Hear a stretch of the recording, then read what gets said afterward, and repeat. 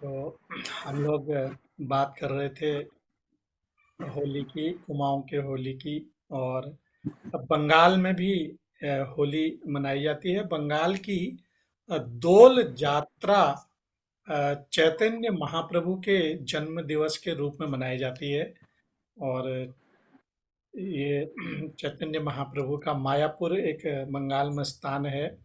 वहाँ पर चैतन्य महाप्रभु का जन्म स्थान है। अभी हम लोग गए थे तब देखा था। तो वहाँ भी होली को इस तरह से मनाने की परंपरा है। और आगे भी हम लोग बात करेंगे होली की। तो इससे पहले कि हम और बातें करें, अब मैं अ, अगली रचना के लिए आमंत्रित करता हूँ आदरणीय इरा जौहरी जी को। तो इरा जी, स्वागत है आपका। अपनी रचना से हमें अनुग्रहित करें। जी धन्यवाद। जी। डॉक्टर सुषमा हमारी शर्मा जी रचना है, नमस्कार। जी। जी धन्यवाद। हमारी रचना का शीर्षक है रंगोत्सव। वाह, स्वागत। सखी करे होली की ठिठोली, सखी करे होली की ठिठोली, मनाए प्रेम रंग पगार रंगोत्सव। वाह। जीजा साला साली सलहज, भाभी से खेले नंद देवर होली। बैरन सखियां छोड़ गई अकेली, खेलूं मैं किसके संग आज होली। मन आंगन सूना तेरे बिन साजन, आओ आ जाओ बन रंगों की धार तुम। लाल हरा नीला पीला रंग अबीर, श्वेत चुनरी मोरी रंग जा प्रेम रंग। कान्हा संग खेले राधा ब्रज धाम, सीता संग खेले अवध में राम। मतवाली इरा आज पी गई भंग, अकेले ही मचाए होली की हुड़दंग। रंग, वाह, क्या बात है। बहुत बढ़िया, बहुत बढ़िया। अकेले ही होली मना रहे हो। खेलो कोई हम अकेले का भी है। वाह वाह वाह, बहुत सुंदर, बहुत आज तो सुंदर। हम सब साथ में मना रहे हैं। में बहुत। आनंद ले रहे हैं होली का। यही होली जी का रंग है। जी तो बहुत सुंदर इरा जी, आपने भांग। अकेले आपको मनाने कहाँ दे रहे हैं, हम तो सब संग हैं आपके। आज तो सब जी बिल्कुल सही कहा, बिल्कुल आप सही संपर्क कहा। है तो अकेली कहाँ हैं आप। तो बहुत सुंदर आपने कहा, होली हंसी खुशी का त्योहार है। और अभी हमने जैसे कि कहा कि होली चैतन्य बंगाल में चैतन्य महाप्रभु के जन्म दिन के रूप में मनाई जाती है। ऐसे ही तमिलनाडु में कमन पोडिगई मुख्य रूप से कामदेव की कथा पर आधारित एक बसंतोत्सव है। वहाँ पे इसे इस रूप में मनाया जाता है। और हमारे साहित्य में भी होली का महत्व है। प्राचीन काल से ही संस्कृत साहित्य में होली के अनेक रूपों का विस्तृत वर्णन है। और श्रीमद् भागवत महापुराण में रसों के समूह रास का वर्णन है, रासलीला का।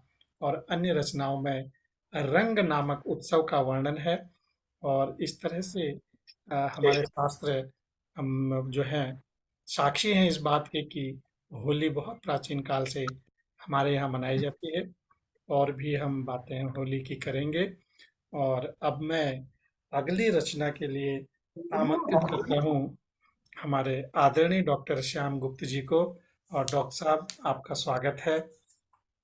आपकी रचना सुनिए। धन्यवाद। देखिए, एक गजल प्रस्तुत करता हूँ। स्वागत डॉक्टर साहब। स्वागत है आपका। आज होली है, आज होली है, स्वागत। फिजाओं ने पोल खोली कि आज होली है। वाह। रंग उड़ाती घूमे टोली कि आज होली है। बहुत सुंदर। रंग बिखराए थे सब और ही फिजाओं ने, फगुनाई पवन यूं बोली कि आज होली है। वाह। ढोलक की थाप पर थिरकते थे सभी लोग, भीगे तन में लगी डोली कि आज होली है।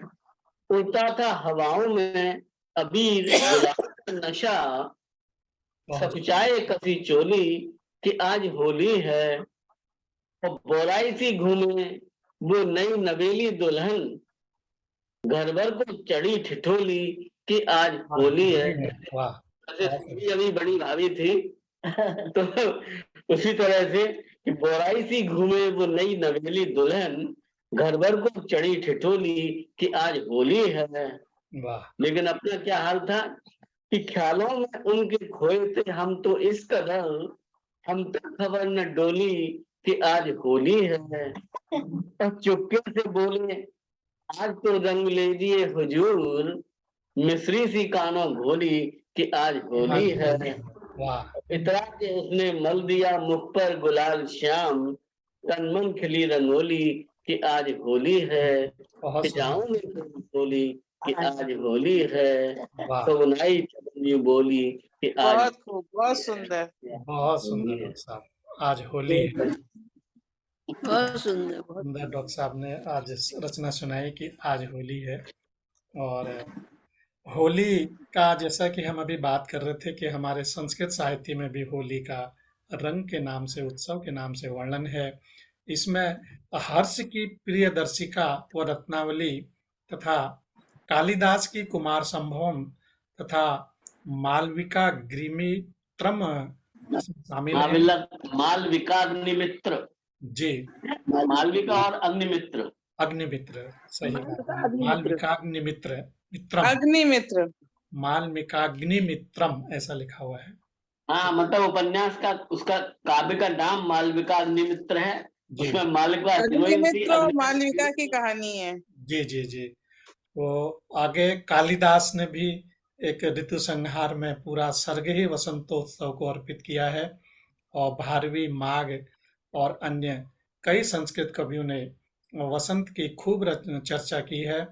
चंद वरदाई द्वारा रचित हिंदी के पहले महाकाव्य पृथ्वीराज रासो में भी होली का वर्णन है। और आदिकालीन कवि विद्यापति से लेकर भक्तिकालीन सूरदास, रहीम, रसखान, पद्माकर, जायसी, मीराबाई, कबीर और रीतिकालीन बिहारी, केशव, घनानंद आदि अनेक कवियों पंखा उल्टा बंद किया। को यह विषय बड़ा ही प्रिय रहा है। और सूरदास जी ने तो वसंत एवं होली पर 78 पद लिखे हैं, ऐसा इसमें लिखा गया है। तो होली बहुत हमारी प्राचीन पारंपरिक सांस्कृतिक उत्सव है। और अब इसके बाद डॉक्टर साहब से रचना सुनने के बाद अब मैं आपको अब ले चलता आपका हूँ। स्वागत है पांडे जी। स्वागत है, स्वागत है। स्वागत है पांडे जी आपका। स्वागत है आपका, स्वागत है। आइए आइए। जी, बहुत बहुत स्वागत है, स्वागत। धन्यवाद आप सभी का। अब जो रचना मैं आपको सुनाने जा रहा हूँ, थोड़ी सी उसकी भूमिका और एक मैंने चित्र देखा था, उस चित्र के आधार पर मेरी ये रचना है कि भूमिका ऐसी है कि राधा के नैनन में और कान्हा की बंसी में रंग छिपो है प्रेम को, और बस अंतर है तो इतनो सो कि एक परीक्षा देवन को बेचैन तो दूजा परीक्षा लेवन को बेचैन। और परीक्षा लेने वालों सोचत रहे कि कछु पूछे तो सही और सर्वस्व न्योछावर कर दें। और परीक्षा लेने वालों सोचे कि का पूछें, जे तो सबरे हल जाने हैं और अब के ऐसो पूछें कि उत्तर न बूझ सकें। और बस जाही सोच विचार में कान्हा उलझत रहे और जाही के लाने और बंसी को निहार रहे। और सामने जो है राधा रानी खड़ी हैं और वो कह रही सोच रही हैं कि अब कान्हा मुझे रंग लगाएंगे। उनकी आंखों में प्रश्नवाचक भाव है और जैसे वो कह रही हो कि हम आ गई हैं तो लगाओ रंग। तो वही कान्हा विचार मग्न है और वो इसी विचारों में खोए हुए अपनी वंशी को देख रहे हैं। और इन्हीं शब्दों के लिए मैंने ये जो रचना रची है कि राधा चली ब्रज खेलन होरी, राधा चली ब्रज खेलन होरी, राधा चली ब्रज खेलन होरी, सखियन के संग सूरत गोरी, नैनन में रंग प्रेम भरो है, नैनन में रंग प्रेम भरो है, कान्हा को बंसी में प्रेम दिखो है, एक परीक्षा देवन वारो, एक परीक्षा देवन वारो, दूजो परीक्षा लेवन वारो, भेद भयो बस इतनो जगता, भेद भयो बस इतनो जगता, एक जग मात एक जगत पिता, एक जग मात एक जगत पिता, राधा सोच रही कछु पूछे, राधा सोच रही कछु पूछे,